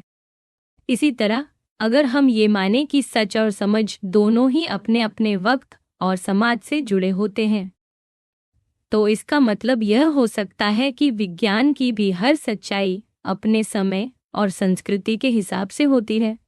हाइडेगर खुद भी कहते हैं कि हर विज्ञान अपने वक्त के हिसाब से ही चीजों को सच मानता है। जैसे आज की केमिस्ट्री और कभी पुराने जमाने की अल्केमी दोनों ही अपने अपने वक्त में सच मानी जाती थी। फिर भी इतना जरूर है कि हाइडेगर के विचारों में पूरी तरह से सब कुछ बदलता रहता है, ऐसा भी नहीं है। वे मानते हैं कि विज्ञान का सच समाज और समय के हिसाब से बदल सकता है, लेकिन फिर भी कुछ ऐसी बुनियादी बातें हैं जो हर समय मायने रखती हैं, जैसे इंसान की समझ, चीजों का अर्थ और सच का हमारे लिए खुलना। यानी हाइडेगर के मुताबिक सच का असली मतलब है चीज़ों का हमारे लिए किसी भी तरीके से खुलना, चाहे वो काम काज में हो या सोच विचार में। ये पूरी तरह इंसान, उसकी संस्कृति और इतिहास से जुड़ा है, इसलिए हर दौर का सच अपने हिसाब से अलग हो सकता है। अगर हम हाइडेगर की बातों को ध्यान से देखें तो साफ दिखता है कि वे ये नहीं मानते कि इंसान के इतिहास या उसके समय का असर इतना ज्यादा है कि हम अपने बारे में कोई भी आम या हमेशा वाली बात ही नहीं जान सकते। दरअसल हाइडेगर कहते हैं कि कुछ बातें तो हर इंसान पर लागू होती हैं, जैसे हमारा रोजमर्रा का अनुभव, चीजों का हमारे लिए मतलब रखना, या कोई चीज हमारे लिए साधारण तरीके से काम आना, या कभी कभी वो चीज बेकार हो जाना, या फिर हम बस उसके होने को महसूस करना। साथ ही हाइडेगर ये भी नहीं कहते कि समझने के सारे रास्ते बराबर हैं। वे खास तौर पर असलीपन यानी ऑथेंटिसिटी को सबसे जरूरी मानते हैं। उनके लिए अपने असली होने की तरफ बढ़ना यही असली सवाल का जवाब ढूंढने का सही रास्ता है। फिर भी अगर ये सारी बातें सब इंसानों पर हर वक्त लागू होती हैं, तो सवाल उठता है, जब इंसान का होना ही उसके इतिहास से जुड़ा है, तब ये बातें कैसे हमेशा सच हो सकती है? अब बात आती है समय की। हाइडेगर मानते हैं कि हमारे लिए चीज़ों का मतलब बनना सब कुछ समय में ही होता है। उसी में हम चीज़ों को समझ पाते हैं, यहाँ तक कि जब हम प्रकृति को भी एक चीज़ की तरह जैसे पत्थर, नदी, पहाड़ देखते, तो वो भी हमारे लिए हमारे अपने समय में ही खुलती है। लेकिन असली सवाल ये है, क्या हम प्रकृति को वैसे देख सकते हैं जैसी वो अपने आप में है, बिना हमारे देखे? अगर हम ये माने कि हमारी समझदारी और सोच हमेशा हमारे अपने समय के हिसाब से चलती है, तो प्रकृति अपने आप में जैसी है वो हमारे समझ में नहीं आ सकती, बल्कि हम उसे उसी वक्त और तरीके से समझ सकते हैं जैसे हमारा अपना इंसानी समय है। इसलिए हाइडेगर की सोच में ये बात निकलती है कि असली मायने में प्रकृति जैसी है वैसे हम उसे नहीं जान सकती, क्योंकि वो तो हमारे समय, हमारी समझ से बाहर है। हमारे लिए सब कुछ, यहाँ तक कि विज्ञान भी, हमारे अपने इंसानी समय और नजरिए से ही खुलता है। बीइंग एंड टाइम के बाद हाइडेगर की सोच में एक बड़ा बदलाव आता है, जिसे उन्होंने खुद टर्न कहा था। इस बदलाव में उन्होंने अपनी पुरानी सोच और बाद की सोच में फर्क को समझाने की कोशिश की। वो कहते हैं कि असल में यह बदलाव किसी पुराने नजरिए को छोड़ना नहीं है, बल्कि सोच को और गहरा करना है। वे मानते हैं कि उनकी किताब में एक बड़ा हिस्सा अधूरा रह गया, क्योंकि वो उस बदलाव को पूरी तरह शब्दों में नहीं कह पाए। इस बदलाव में सबसे बड़ी बात है सब्जेक्टिविटी, यानी कि हर चीज को सिर्फ इंसान की नज़र से देखना छोड़ देना। पहले वो इंसान के अनुभव से ही सब कुछ समझते थे, पर अब उन्हें लगा कि इस तरीके से बैंग यानी अस्तित्व की गहराई तक नहीं जाया जा सकता। लेकिन फिर भी उनका असली सवाल नहीं बदला, यानी बेइंग क्या है, इसका जवाब खोजना ही उनकी सोच का मकसद बना रहा, बस तरीका थोड़ा बदल गया। अब वे मानते हैं कि बेइंग को समझने के लिए सिर्फ इंसानी अनुभव या सोच ही काफी नहीं, बल्कि हमें अपनी भाषा और पुराने नजरिए की सीमाओं को भी छोड़ना होगा। अब हाइडेगर सीधी तरह से ये देखने लगे कि चीजें हमारे लिए कैसे मायने रखती हैं और ये मायने बनते कैसे। अब उनका ध्यान सिर्फ हमारी रोजमर्रा की समझ या अनुभव पर नहीं, बल्कि उससे भी गहरे स्तर पर चला गया। बाद के समय में हाइडेगर की सोच बहुत सारी अलग अलग किताबों, भाषणों और लेखों में फैली हुई है। अब वे बेइंग को समझाने के लिए कॉन्ट्रीब्यूशन टू फिलोसफी नाम की किताब के जरिए और भी नए सवाल उठाते हैं। इसी नई सोच में वे बार बार ये बताते हैं कि हमें चीजों को समझने के लिए अपने पुराने नजरिए से ऊपर उठना पड़ेगा और बेइंग को उसके असली रूप में समझना होगा। इस पूरी यात्रा में हाइडेगर की सोच का असली सवाल वही रहता है, बेइंग क्या है और इंसान का उस बेइंग से क्या रिश्ता है। फर्क बस इतना है कि अब वो अपने पुराने तरीके की सोच, यानी सिर्फ इंसान की नज़र से देखने की जगह उस मायने की जड़ों तक जाना चाहते हैं जहां से सब कुछ समझ में आता है। कॉन्ट्रीब्यूशंस नाम की किताब हाइडेगर ने 1936 और 1938 के बीच लिखी। हाइडेगर खुद चाहते थे कि यह किताब तभी छपे जब उनकी बाकी लेक्चर किताबें छप जाएं। ये किताब उनकी जिंदगी में सिर्फ कुछ नज़दीकी लोगों को ही दिखाई गई थी। जब बाद में ये किताब छपी तो लोगों में इसे लेकर काफ़ी उत्सुकता थी। कई लोग मानते हैं कि इसमें हाइडेगर की असली सोच झलकती है, तो कुछ को इसकी भाषा बहुत मुश्किल और उलझी हुई लगी। हाइडेगर का लिखने का अंदाज भी इस किताब में और भी ज्यादा जटिल हो गया था, जिसमें शब्दों और भावनाओं का खेल ज्यादा दिखता है। अब वे साफ कहने लगे थे कि बैंग को साधारण या वैज्ञानिक भाषा में सही तरीके से नहीं बताया जा सकता। उनका मकसद अब ये था कि भाषा के जरिए बैंग को महसूस किया जाए और सोच का एक नया तरीका निकाला जाए। इस कॉन्ट्रीब्यूशन किताब के बाद उनकी नई सोच की दिशा तय हो गई थी। अब उनके विचारों में 4 बड़ी बातें सबसे अहम हैं। बैंग को अपनाना, अप्रोप्रिएशन, इंसान का बसना क्रेलिंग, टेक्नोलॉजी और मशीनों का असर, और कुछ ऐसी बातें जिन्हें वे देवताओं से जोड़ते हैं।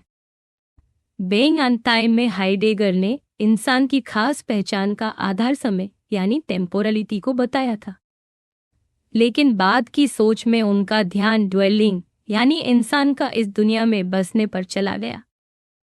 अब सवाल ये नहीं रह गया कि बैंग का मतलब क्या है, बल्कि सवाल ये बन गया कि बैंग असल में कैसे खुलती या प्रकट होती है। अब हाइडेगर ये सवाल इंसान के नजरिए से नहीं बल्कि बैंग के नजरिए से पूछ रहे थे। उनका मानना था कि बैंग को समझने के लिए उसे समय और इतिहास से जोड़कर देखना जरूरी है, क्योंकि बैंग भी एक चलती फिरती बदलती प्रक्रिया है। इस तरह कॉन्ट्रीब्यूशन किताब के बाद हाइडेगर की सोच में एक बड़ा बदलाव आता है। अब वे मानते हैं कि इंसान का असली होना उसका इस दुनिया में ढंग से बसना है, और बैंग को समझना भी तभी मुमकिन है जब हम उस बसने या ड्वेल करने के तरीके को समझें जिसमें समय, जगह, टेक्नोलॉजी और संस्कृति सब जुड़े होते हैं। बैंग को समझने का एक और पहलू ये है कि हाइडेगर अब बैंग को एरेमिस यानी घटना या अपनाना के रूप में सोचते हैं। उनका कहना है कि बैंग की कहानी दरअसल ऐसे बहुत से घटनाओं या मोड़ों की कहानी है जब इंसानी सोचने समझने के अलग अलग तरीके जैसे धर्म, राजनीति, दर्शन आदि पूरी तरह बदल जाते हैं।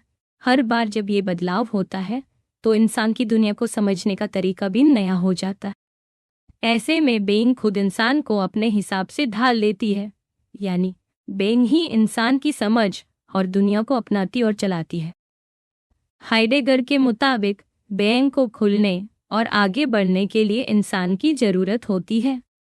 यहाँ पर कुछ लोग सोच सकते हैं कि ये बातें बहुत रहस्यमय हैं, लेकिन हाइडेगर साफ कहते हैं कि बैंग को अलग से दूर बैठी ताकत नहीं है, बल्कि इंसान की रोजमर्रा की दुनिया, उसके जीने के तरीकों और उसकी आदतों में ही बैंग खुलती है।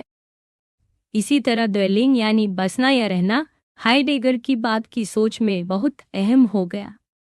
अब ड्वेलिंग का मतलब है जहां इंसान को घर जैसा लगे, जहां वो अपनापन महसूस करे, वही उसकी असली जगह है। इसी जगह यानी अपने रोजमर्रा के रिवाजों, जुड़ावों और अपनापन में ही इंसान बैंग को महसूस करता है। बैंग की असली घटना भी यही होती है जहां इंसान अपने जीने के तरीके और समझ को अपनाता है। आगे चलकर हाइडेगर बताते हैं कि ड्वेलिंग और बैंग दोनों आपस में गहराई से जुड़े हैं और इंसान का असली होना भी इन्हीं के बीच में है। हाइडेगर कहते हैं कि इंसान की असली पहचान धरती पर बसने, आसमान के नीचे जीने, देवताओं के सामने होने और दूसरों के साथ होने से बनती है। ये चारों, धरती, आसमान, देवता और इंसान मिलकर ही असली दुनिया बनाते हैं और इन्हीं के मेल में बैंग खुलती है। इंसान असल में धरती पर रहते हैं, आसमान के नीचे जीते हैं, देवताओं के सामने होते हैं और बाकी लोगों के साथ होते हैं। हाइडेगर के लिए ये चारों बातें अलग अलग नहीं हैं, बल्कि सब एक गहरे जुड़ाव में हैं। हाइडेगर इसे चार का एकपन कहते हैं, यानी धरती, आसमान, देवता और इंसान ये मिलकर ही असली दुनिया बनाते हैं। हाइडेगर के मुताबिक दुनिया अब सिर्फ इंसानी समाज या संस्कृति की चीज नहीं रही, बल्कि अब इसमें प्रकृति भी है, जैसे धरती और आसमान, और इंसानी सोच या संस्कृति भी है, जैसे देवता और बाकी इंसान। लेकिन यहाँ प्रकृति का मतलब वो नहीं है जो विज्ञान बताता है। हाइडेगर धरती को सिर्फ मिट्टी या पत्थर नहीं मानते, बल्कि धरती फूलती फलती बहती नदियों, उगते पौधों और जानवरों के साथ है। आसमान भी बस खाली नहीं, उसमें सूरज, चांद, तारे, मौसम, रोशनी, अंधेरा, बादल और हवा सब आते हैं। इस तरह धरती और आसमान का मतलब है कि हम उनमें एक खास अंदाज में, यानी कविता की तरह रहते हैं, विज्ञान की तरह नहीं। इसी तरह इंसानों के बीच रहना, यानी ये समझना कि हम सबकी जिंदगी में मौत आनी ही है। असली जीना तभी है जब हम इस सच्चाई को अपनाते हैं, भागते नहीं। देवताओं के सामने रहना भी कोई धार्मिक बात नहीं, बल्कि इसका मतलब है कि इतिहास में जो बड़े बड़े लोग हुए हैं, जो नई राह दिखा गए, वो आज के लिए भी आदर्श बन सकते हैं। हाइडेगर के लिए असली बदलाव तब आता है जब इंसान फिर से इस बात को महसूस करना सीख जाता है कि हमारी दुनिया और सोच हमें यूं ही नहीं मिली, बल्कि हमें किसी गहरे रहस्य, किसी पवित्रता या मूल सच की खोज करनी है। यही असली कवितामय जीवन है, और इसी में इंसान, प्रकृति, संस्कृति और दिव्यता सब एक साथ जुड़ते हैं। जब हाइडेगर कवितामय रहने की बात करते हैं, तो वे इस सोच तक पहुंचते हैं कि इंसान के लिए पूरी दुनिया हमेशा एक खास नजरिए से खुलती है, और ये नजरिया उस विरासत या परंपरा से बनता है जिसमें वो इंसान पैदा होता है और पलता है। लेकिन असल में ऐसी और भी बहुत सारी अलग अलग दुनिया हो सकती हैं, जिनका एहसास हमें नहीं हो पाता, क्योंकि हम एक ही परंपरा या माहौल में बंधे रहते हैं। हमें कभी उन बाकी दुनियाओं की पूरी समझ नहीं मिल पाती। यही चीज हाइडेगर रहस्य या मिस्ट्री कहते हैं। हाइडेगर मानते हैं कि जब इंसान एक नई दुनिया या सोच में डाला जाता है, तो बहुत सारी और संभावनाएं अंधेरे में चली जाती। ये अंधेरा या छुपाव भी जरूरी है, क्योंकि बिना इसके कोई भी चीज हमारे लिए खुलकर सामने नहीं आ सकती। जैसे उन्होंने समझाया, हर बार जब कुछ हमें समझ में आता है, तब भी बहुत कुछ अनदेखा रह जाता है। यही छुपाव और खुलाव का खेल रहस्य बन जाता है। आर्ट या कला में भी हाइडेगर को यही टकराव दिखता है। प्रकृति की चीजें जैसे पत्थर या लकड़ी हमारे लिए एक खास मतलब ले आती, लेकिन साथ ही वे और भी अनगिनत मायनों का इशारा करती है जिन्हें हम समझ ही नहीं सकते।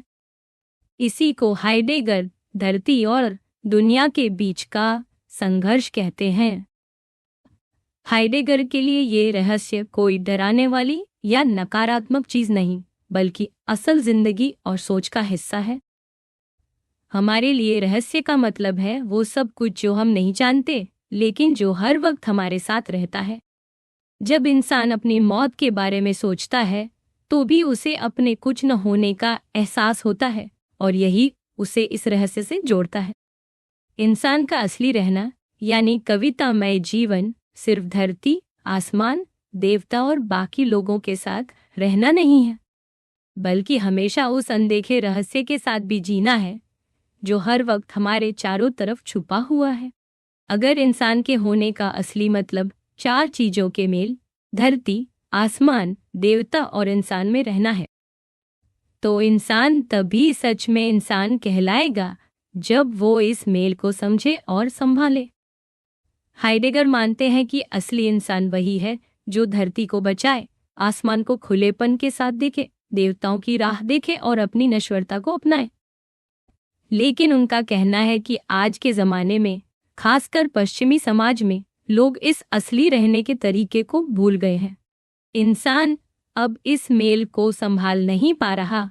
इसी को हाइडेगर होने की भूल कहते हैं। हाइडेगर आगे समझाते हैं कि आज की दुनिया में सबसे ज्यादा असर जिस चीज का है वो है टेक्नोलॉजी या मशीनों की सोच। आमतौर पर लोग सोचते हैं कि टेक्नोलॉजी बस इंसानों के बनाए औजार, मशीनें या डिवाइस हैं जिनका हम इस्तेमाल करते हैं। लेकिन हाइडेगर कहते हैं कि असल में टेक्नोलॉजी सिर्फ इंसानों का बनाया सामान नहीं है, बल्कि ये सोचने का एक तरीका है जिसमें सब कुछ सिर्फ इस्तेमाल करने की चीज बन जाता है। टेक्नोलॉजी के इस नज़रिए से धरती, पेड़ पौधे, जानवर और यहाँ तक कि इंसान भी बस एक साधन या रिसोर्स बनकर रह जाते हैं। मतलब सब कुछ ऐसा देखा जाता है जिसे बस काम में लाया जा सकता है। जैसे पानी का बड़ा बांध बनाकर नदी को सिर्फ बिजली पैदा करने वाली चीज समझ लेना। यहाँ तक कि कोई जगह अगर आज भी पूरी तरह से उन्मूलित है तो उसे भी बस एक ऐसा संसाधन माना जाता है जिसे कल कभी इस्तेमाल किया जा सकता है। हाइडेगर के मुताबिक इस सोच से दुनिया में असली खूबसूरती, रहन सहन और सम्मान की भावना कम हो गई है। पहले लोग नदी को कविता में गाते थे, उसकी इज्जत करते थे। अब उसी नदी को सिर्फ बिजली पैदा करने का जरिया मानते हैं। इंसानों के बीच भी रिश्ता अब दोस्ती या अपनापन कम और मतलब या फायदा ज्यादा हो गया है। जैसे बार में की जाने वाली आम बातचीत को अब नेटवर्किंग कह दिया जाता है और लोगों के दफ्तर में पर्सनल डिपार्टमेंट को अब ह्यूमन रिसोर्स कहा जाने लगा है। हाइडेगर के अनुसार टेक्नोलॉजी अब सिर्फ कुछ लोगों की सोच नहीं बल्कि पूरे जमाने की सोच बन चुकी है, जिससे इंसान अपने असली होने के रास्ते से भटक गया है। यहाँ आकर कोई भी सोच सकता है कि क्या सच में टेक्नोलॉजी ही वो सबसे बड़ा मुद्दा है जिस पर हमें ध्यान देना चाहिए। कई लोग मानते हैं कि टेक्नोलॉजी तो बस विज्ञान का इस्तेमाल है, असली चीज तो विज्ञान है, लेकिन हाइडेगर इससे सहमत नहीं है। उनका कहना है कि विज्ञान भी तभी मुमकिन है जब दुनिया को टेक्नोलॉजिकल नजरिए से देखा जाए, यानी प्रकृति को एक ऐसे ढांचे में फिट किया जाए जहां सब कुछ नापा तौला और गिना जा सके और सब चीज़ों को एक सिस्टम की तरह ऑर्डर किया जा सके। कुछ लोगों का ये भी कहना है कि विज्ञान हमेशा चीज़ों को सिर्फ काम में लेने लायक ही नहीं बनाता, बल्कि कभी कभी उसमें भी आश्चर्य और सम्मान की भावना आ जाती है। कुछ अच्छे वैज्ञानिक ऐसे भी होते हैं जो चीज़ों को बस काम के लिए नहीं बल्कि उनके अपने होने के लिए भी सराहते हैं। ऐसे में कभी कभी विज्ञान भी इंसान के अंदर वो मानवीय गुण जगा देता है जिससे वो प्रकृति को सिर्फ एक साधन नहीं, एक चमत्कार की तरह देख पाता है। लेकिन हाइडेगर का मानना है कि टेक्नोलॉजी की सोच ने इंसानों के लिए चीज़ों का मतलब बहुत सीमित कर दिया है। अब हर चीज़ को हम सिर्फ एक रिसोर्स की तरह देखते हैं जिसे बस इस्तेमाल करना है। ये सोच हमारे अंदर से आश्चर्य और पवित्रता का भाव खत्म कर देती है और हम इसका गायब होना भी महसूस नहीं करते। यही है होने की भूल। जब दुनिया से इस तरह की भावनाएं गायब हो जाती हैं तो लोग सिर्फ मनोरंजन, जानकारी और दिखावे की दौड़ में लग जाते हैं। हाइडेगर इसे छुपा हुआ दुख कहते हैं, जिसमें हमें कोई दुख महसूस ही नहीं होता। फिर भी हाइडेगर मानते हैं कि टेक्नोलॉजी पूरी तरह नकारात्मक चीज नहीं है। दरअसल ये इंसान को उस मोड़ तक ले आती है जहां वो फिर से किसी चीज की असली पवित्रता और गहराई को महसूस करना सीख सकता है। ये ऐसा मौका है जिसमें इंसान को खुद को बदलने का रास्ता मिल सकता है, लेकिन ये जरूरी नहीं कि ऐसा बदलाव हर हाल में हो ही जाए। हाइडेगर से अगर पूछा जाए कि क्या ये टेक्नोलॉजी का दौर इंसानों का बनाया हुआ है, तो उनका जवाब हाँ और ना दोनों होगा। एक तरफ इंसान खुद टेक्नोलॉजी का इस्तेमाल करता है, वो इसमें एक्टिव है। दूसरी तरफ टेक्नोलॉजी का असली खुलना, उसका असली रूप दिखना, ये इंसान के बस की बात नहीं है। इसमें एक ऐसी ताकत है जो इंसान से बड़ी है, जो इंसान को एक खास सोच में ढाल देती है। इसी को समझाने के लिए हाइडेगर डेस्टिनी और इनफ्रेमिंग जैसे शब्द लाते हैं। डेस्टिनी मतलब वो ताकत जो इंसान को किसी खास रास्ते पर ले जाती है। ये हमारे बस से बाहर है। इन फ्रेमिंग का मतलब है हर चीज को एक तय ढांचे में फिट करना, जहां सब कुछ एक एक करके संसाधन बना दिया जाता है। हाइडेगर के मुताबिक टेक्नोलॉजी असल में इसी सोच का नाम है जो इंसान की पूरी जिंदगी और सोच को बदल देती है। इन फ्रेमिंग यानी हर चीज को एक तय ढांचे में बांध देना वो प्रक्रिया है जो हमारी आज की टेक्नोलॉजी वाली सोच को जन्म देती है। लेकिन इस बात को थोड़ा और अच्छे से समझना जरूरी है। कई लोग कह सकते हैं कि सिर्फ आज के समय में ही नहीं, पुराने जमाने में भी लोग चीजों को सिर्फ साधन की तरह देखते थे। हाइडेगर भी मानते हैं कि ऐसा होता रहा है, लेकिन उनका कहना है कि पुराने समय के कारीगर, जैसे लकड़ी से फर्नीचर बनाने वाले, वो अपने काम में नेचर और अपने प्रोजेक्ट के बीच एक गहरा तालमेल बनाते थे। इसे वो पोइसिस हिलाते हैं, जिसमें इंसान और कुदरत के बीच की असली खूबसूरती और मतलब सामने आता है। यह पोइसिस का मतलब है कि जब कोई कारीगर लकड़ी से कुछ बनाता है तो वो बस उसे किसी काम का सामान नहीं मानता, बल्कि उस लकड़ी की अपनी पहचान और उसकी छुपी खूबियों को भी सामने लाता है। अगर कोई कारीगर ऐसा नहीं करता तो उसका काम बस टाइम पास या धंधा बन जाता है, उसमें वो असली जुड़ाव नहीं रह जाता। हाइडेगर कहना चाहते हैं कि पुराने समय में भी टेक्नोलॉजिकल सोच मुमकिन थी, लेकिन वो सब पर हावी नहीं थी। आज जो फर्क आया है वो ये है कि इन फ्रेमिंग ने हर दूसरी सोच और नजरिए को पीछे कर दिया है। अब बस एक ही तरीका रह गया है, हर चीज को एक संसाधन मानना। साथ ही हम ये भी भूल गए हैं कि जो भी हम बना या देख रहे हैं उसमें एक छुपी हुई सच्चाई और रहस्य भी है जिसे हम महसूस कर सकते हैं। हाइडेगर मानते हैं कि अब टेक्नोलॉजी और उसकी सोच सच में वेस्टर्न फिलॉसफी की उस आखिरी हालत तक पहुंच चुकी है जहां होने का मतलब ही गुम हो गया है। अब हर चीज को एक ही नजरिए से देखा जाता है, बाकी सब मुमकिन नजरिए, वो रहस्य सब पीछे छूट जाते हैं। इसी को हाइडेगर कहते हैं टेक्नोलॉजी का पूरा होना, जिसमें अब बाकी सोच की कोई जगह नहीं बचती। अब हम दो जरूरी बातों को अच्छे से समझ सकते हैं। पहली बात है कि हाइडेगर के बाद के लेखन का जो नया स्टाइल है वो अचानक क्यों इतना कवितामय और अलग दिखता है। असल में हाइडेगर मानते हैं कि पुरानी फिलॉसफी भाषा, जो सब कुछ तर्क और गणना के ढांचे में समझती है, वो अब बेइंग यानी होने की गहराई को समझाने के लिए काफी नहीं रही। बेइंग की असली समझ एक ऐसी भाषा चाहती है जिसमें थोड़ी कविता हो, जिसमें सोचने का अलग तरीका हो, जो चीजों को सीधे दिल से समझ सके। हाइडेगर ये नहीं कह रहे कि अब सब कुछ कविता हो जाना चाहिए, बल्कि उनका कहना है कि असली फिलॉसफी को अब थोड़ा कवितामय, थोड़ा दिल से जुड़ा और अनुभव से भरा होना चाहिए। इसीलिए उनके लिखने का अंदाज भी बदलता गया। दूसरी जरूरी बात यह है कि इंसान ने असली बसावट यानी पोएटिक ड्वेलिंग को भूल सा गया है। आज का इंसान, खासकर पश्चिमी दुनिया में, टेक्नोलॉजी की सोच में पूरी तरह बंध चुका है। हर चीज को एक औजार या साधन मानना, यही अब जिंदगी का सच बन गया है।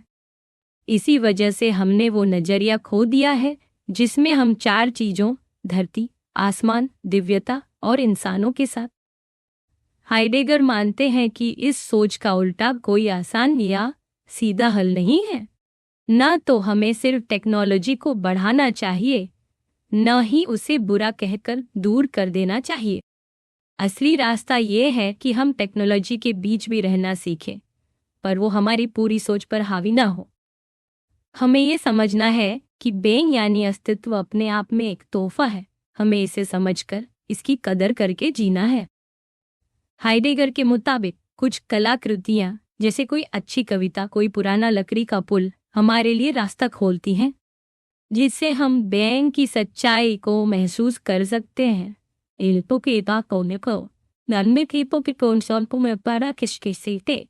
जब हम इन चीजों को खुलकर समझते हैं तो हम साफीगार्डिंग यानी बेन की हिफाजत करने के रास्ते पर बढ़ जाते हैं। यही असली सोच है जिसमें जिंदगी, कला और अनुभव का असली मेल है। अब सवाल ये है कि आखिर साफेगुआर्डिंग यानी 4 चीज़ों की असली हिफाजत करना कैसे किया जाए। हाइडेगर के मुताबिक असली साफेगुआर्डिंग का मतलब होता है धरती को बचाना, आसमान को उसकी असली पहचान के साथ देखना, दिव्य चीज़ों का इंतजार करना और इंसान की खुद की फितरत यानी मौत को समझना। सबसे पहली 2 बातें, धरती और आसमान, हमारे और प्रकृति के रिश्ते को दिखाती हैं। इसमें हाइडेगर का जुड़ाव आज के पर्यावरण के मुद्दों से भी नजर आता है, लेकिन उनका मकसद सिर्फ प्रकृति की रक्षा करना नहीं है, बल्कि हर चीज को उसकी असली पहचान में खुलकर रहने देना है। हाइडेगर मानते हैं कि असली साफेगुआर्डिंग में चीजों को बस वैसे ही छोड़ देना जरूरी है ताकि वो अपनी असली फितरत के हिसाब से खुल सके। जैसे पेड़ पौधे अपने आप उगते हैं, फूल खिलते हैं, इसे वो पोएसिस कहते हैं, मतलब प्रकृति का अपने आप खिलना फैलना। लेकिन साथ ही अगर कोई बड़े या कलाकार अपने काम में लकड़ी या किसी चीज का आदर करता है, उसे समझकर इस्तेमाल करता है, तो वो भी साफेगुआर्डिंग का ही तरीका है। असली बात है चीजों के साथ जुड़ाव और उन्हें उनकी असली पहचान में खुलने देना। दूसरी बात है आसमान को आसमान की तरह अपनाना, यानी अपनी जिंदगी को प्रकृति की रफ्तार से जोड़ना। पहले लोग मौसम, दिन रात के हिसाब से जीते थे, खेती करते थे, पर आज की तेज रफ्तार टेक्नोलॉजी वाली दुनिया में ये रिश्ता टूटता जा रहा है। हाइडेगर का मतलब है कि मशीनों का इस्तेमाल करो, पर अपनी जिंदगी को प्रकृति की लय से भी जोड़े रखो। बाकी 2 बातें जुड़ी हैं संस्कृति और जिंदगी के मतलब से। एक है दिव्यता का इंतजार, यानी अपनी जिंदगी में उस गहराई, उस चमत्कार की उम्मीद रखना जो हमें एक नई समझ या दिशा दे सके। दूसरी है मौत का सामना करना, यानी जिंदगी को पूरी ईमानदारी से जीना और मौत को समझना, अपने समाज में भी ऐसी सोच को जगह देना। कुछ लोग सोच सकते हैं कि हाइडेगर की ये सोच इंसान को मजबूरी में डाल देती है या सब कुछ किस्मत पर छोड़ देती है, लेकिन असल में हाइडेगर का कहना है कि हमारे अंदर ही बदलाव की ताकत है। खतरे के वक्त में ही इंसान के अंदर से नई सोच निकलती। आखिर में हाइडेगर साफ कहते हैं कि सिर्फ सोच या फिलॉसफी से दुनिया रातों रात नहीं बदल सकती, पर हमें तैयारी करनी चाहिए सोचने और कवितामय तरीके से जीने की, ताकि कभी कोई नई रोशनी, कोई बड़ी दिव्यता आए तो हम उसके लिए तैयार हों, या फिर उसकी गैर मौजूदगी में भी डटकर जी सके। यहाँ हाइडेगर जब ईश्वर या दिव्यता की बात करते हैं तो उनका मतलब किसी धार्मिक भगवान से नहीं, बल्कि उस पवित्रता या गहराई से जो चीजों के असली होने में छुपी होती है। उनके मुताबिक असली ईश्वर या दिव्यता कोई ऐसा सांस्कृतिक या ऐतिहासिक बदलाव ला सकता है जिससे इंसान को अपने होने का नया नजरिया मिले और वो फिर से प्रकृति, जीवन और समाज के साथ गहरा रिश्ता बना सके। ऐसे ईश्वर को हाइडेगर कभी किसी महान नायक, कभी किसी संस्कृति निर्माता या कभी किसी बड़ी ऐतिहासिक घटना के रूप में देखते हैं जो लोगों में फिर से नई रोशनी और समझ पैदा करे। हाइडेगर का मानना है कि आज की बड़ी समस्या यही है कि इंसान अपने असली अर्थ, अपने घर जैसी जगह यानी फोरफोल्ड में रहना भूल गया है। इसीलिए हमें किसी ऐसे ईश्वर या नई चेतना का इंतजार है जो हमें फिर से कवितामय, संवेदनशील, असली जिंदगी की तरफ ले जाए। लेकिन यही जगह हाइडेगर के सोच में सबसे ज्यादा विवादों वाली भी है, क्योंकि उनकी सोच और राजनीति में एक दौर ऐसा भी आया जब वो जर्मनी के लिए खास भूमिका और जिम्मेदारी देखते थे।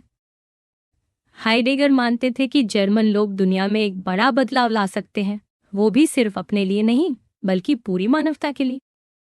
उनका तर्क था कि जर्मन भाषा का रिश्ता यूनानी भाषा और विचार से गहरा है और इसी भाषा के जरिए असली सोच और बदलाव संभव है। इस वजह से हाइडेगर के लिए भाषा सिर्फ बोलने का जरिया नहीं थी, बल्कि वो मानते थे कि भाषा ही वो जगह है जहां इंसान और उसका होना बसता है। इसी सोच के चलते हाइडेगर को लगता था कि असली बदलाव लाने के लिए हमें अपनी जड़ों, अपनी परंपरा और भाषा के भीतर लौटना होगा। तभी इंसान अपनी असली पहचान, असली पवित्रता और समझ को दोबारा हासिल कर सकता है। अगर हाइडेगर के मन में जर्मन लोगों के लिए कोई खास ऐतिहासिक भूमिका या भाग्य की सोच थी, तो भी सवाल ये उठता है कि उन्होंने नाजी पार्टी को ही क्यों चुना। इसका एक कारण ये था कि हाइडेगर को जर्मन गांवों की पारंपरिक जिंदगी में वो सच्ची मानवीय और सांस्कृतिक जड़ें दिखती थी, जो आधुनिक टेक्नोलॉजी की खराब असर से इंसान को बचा सकती हैं। नाजी पार्टी ने भी अपने प्रचार में जर्मन जमीन, गांव और पुरानी परंपरा को बहुत महत्व दिया था। इसी वजह से दोनों सोच में कहीं ना कहीं एक मेल दिखता था और हाइडेगर ने भी अपनी शुरुआती नाजी सोच में इसी का फायदा उठाया। लेकिन यहाँ एक बड़ी बात यह है कि हाइडेगर ने कभी भी अपनी सोच को नस्ल या खून से नहीं जोड़ा। उनके लिए इंसान की असली पहचान उसकी भाषा और संस्कृति में थी, न कि उसके शरीर या नस्ल में। उन्होंने साफ कहा कि इंसान का असली सार उसकी भाषा है, उसी में उसका घर है। इसलिए हाइडेगर ने नाजी पार्टी की नस्लवादी सोच को कभी पूरी तरह नहीं अपनाया। हालांकि उनके कुछ विचारों में ऐतिहासिक और सांस्कृतिक रेसिज्म की झलक जरूर मिलती है। जैसे उन्होंने कहा कि अफ्रीकी लोगों, पौधों और जानवरों का कोई असली इतिहास नहीं है, लेकिन हिटलर के हवाई जहाज की उड़ान इतिहास का हिस्सा है। इससे पता चलता है कि वो कभी कभी ऐतिहासिक अहमियत को बहुत सीमित नज़र से देखते थे। बहुत जल्दी हाइडेगर को अपनी पसंदीदा पार्टी से निराशा भी हो गई।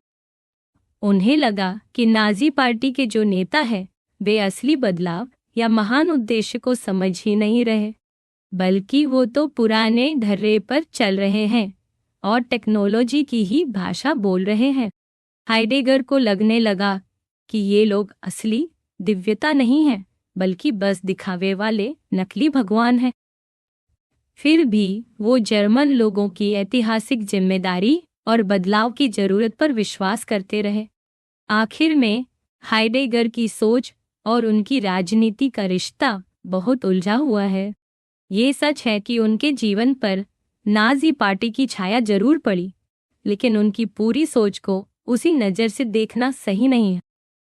उनके विचारों में इंसान, उसका होना, प्रकृति से रिश्ता और टेक्नोलॉजी का असर, इन सब पर बहुत गहरी और आज भी काम आने वाली बातें हैं। हम हाइडेगर के दर्शन को पढ़कर इन सवालों पर सोच सकते हैं कि हम कौन हैं, हम किस तरह की जिंदगी जी रहे हैं, और क्या हमें अपने होने के मायने फिर से ढूंढने की जरूरत है।